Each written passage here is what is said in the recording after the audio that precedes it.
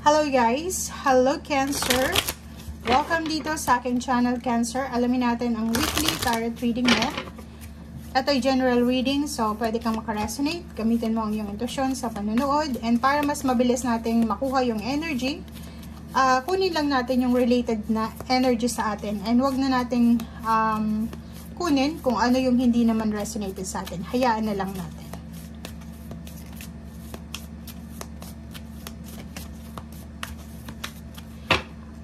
Okay, Cancer. Parang yung mga messages ngayon is tungkol sa relationship since it's a Valentine's week. Okay, meron tayong happiness and meron a guilt. I am aware that being happy means that I am on the right path. Yung guilt feelings naman is I release any beliefs that no longer assist in my soul's growth. So, may mga Cancer dito na in between sila, nasa crossroad sila ng happiness and then guilt. Parang yung iba sa inyo dyan is hindi nyo kayang maging masaya ng wholeheartedly. Diba? Wholehearted na happiness.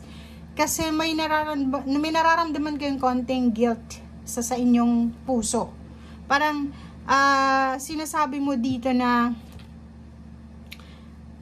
may kailangan kang i-celebrate, may kailangan kang ipagsaya, ipagbunyi.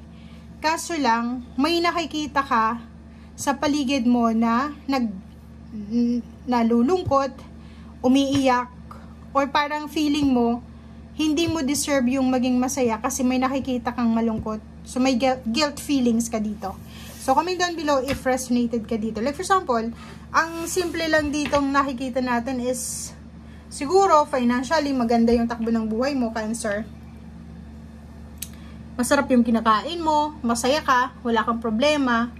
Pero, siguro yung kapatid mo, wala siyang makain, or yung parents mo, parang ganun. So, meron kang guilt feeling sa kung ano man itong happiness na nararamdaman mo sa ngayon, or kailangan mong i-celebrate. Parang hindi ka makapag-celebrate ng sobra-sobra ng bongga, kasi may alam ka na kapamilya mo na naghihirap.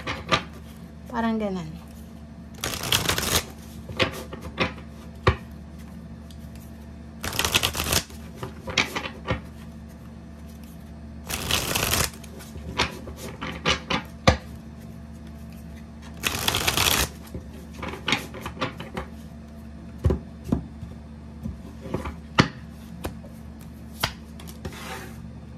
Okay, 10 of Cups, Ace of Disc, Strength card, and then 5 of Disc. Okay, Cancer. So, yun na nga. May kailangan kang i-celebrate kasi unang-una, siguro may new job ka, 'di ba? May new career, new source ng income. May financial prosperity na posibleng nahawakan ka sa ngayon. Like, siguro may pera kang hawak sa ngayon. May pera kang hawak sa ngayon. Financially, sobrang strong ka. 'Di ba? Emotionally, sobrang strong ka din. So, siguro wala ka namang problema sa iyong personal. Like, sa asawa mo, may asawa ka, girlfriend, boyfriend, may anak ka, or parents ka. Pero yung mga outside forces natin, medyo nakakaramdam ka ng hindi komportable. Okay? Meron ditong homecoming, like may reunion, accomplishment, family, emotional accomplishment, masayang pamilya dahil sa pagkakaroon ng pera, masayang pamilya dahil sa pagkakaroon ng trabaho, pagkakaroon ng financial source, or kano pa man, physical health, maganda, and at the same time, nakikita natin dito na may mga tao sa buhay mo na nasa 5 of Discs, nasa 5, yun. Diba? Inulit lang. Kung ano yung sinabi nito, inulit lang ng 4 cards. So, yun. May mga kakilala ka, pwedeng kapatid mo, kapatid, pamangkin, magulang, lolo, lola, na nagsasuffer sila financially. May sakit sila, or siguro may mga financial problems sila. Pero ikaw, in contrary, magkabaliktad, sobrang masaya ka sa pamilya mo, financially stable ka, or may source ka ng income, may trabaho ka. And yun yung dahilan kung bakit nakakaramdam ka ng guilt feelings. Okay? Hindi mo magawang magsaya ng buong buo kasi alam mo na may mga taong naghihirap sa paligid mo na malapit sa'yo. Comment down below if resonated ka.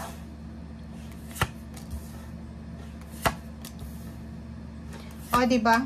Tingnan mo. May naghihintay sa'yo, Cancer. Hinihintay ka niya. Siguro napangakuan mo siya ng pera or pinangakuan mo siya ng, like for example, umutang ka sa kanya. Comment down below kasi nakikita natin dito. Umutang ka siguro sa kanya ng malaking halagang pera. Tapos, until now, hindi ka pa nakakapagbayad. Parang ganon. And, sinasabi ng barahang ito na siguro siya yung malungkot ngayon dahil hindi mo maalala yung utang mo. Parang ganon. If you resonated lang dito. And, may 7 of Cups ka dito. Parang nakikita ko sa'yo dito, ang dami-daming choices mo sa buhay. Masaya ka. Sobrang saya. And, may 7 of Wands dito. Siguro nakapag-asawa ka, Cancer, ng isang individual na hindi siya masyadong, yung siguro hindi siya masyadong sensitive sa mga nangyayari sa paligid mo. So, etong 7 of Wands na ito is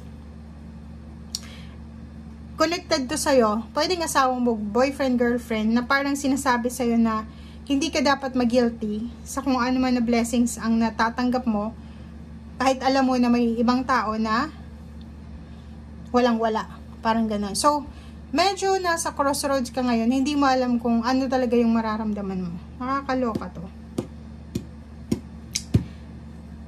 Trabaho, financial, relationship. If you are single, sinasabi ng barasa dito na, like for example, naghihintay ka ng relationship, naghihintay ka ng trabaho. Sinasabi ng barahan na hindi lahat ng trabaho na i-offer sa'yo ay kailangan mong tanggapin. Sinasabi ng barahan na kailangan mong mamili, kailangan mong proteksyonan ng sarili mo, kailangan mong alamin kung ito ba ay deserve mo. Diba? Oh, the Hermit, pag-isipang mabuti, pag-isipang maayos, okay? And, sinasabi ng baraha sa'yo dito na kailangan mong lahat ng decision making na gagawin mo sa linggong ito ay ginamitan mo siya ng isip, hindi yung puro lang emosyonal. Okay? And dito naman sa The Hermit card, sinasabi na may magandang balita, may good news ditong parating. If ever ikaw itong naghihintay ng pera, may financial stress ka na nararamdaman, sinasabi ng barahan na may posibleng mga messages, chat, call, messages, email, na posibleng may makakatulong sa'yo. It's either Earth signs, Virgo, Capricorn, Taurus, or fire sign, Leo, Sagittarius, or water sign, Pisces, Scorpio, and Cancer. So, if ever man na naghihintay ka ng tulong, sinasabi ng baraha sa'yo dito na possible na may matanggap ka na offer, message, or kung ano pa man. And the Hermit dito, sinasabi ng baraha na ano man ang decision making mo, mapa-pera man or trabaho ito, relationship, make sure na pag-isipan natin ng mabuti. Huwag tayong gagawa ng isang decision making na pwede natin pagsisihan. Okay? Thank you guys. Bye!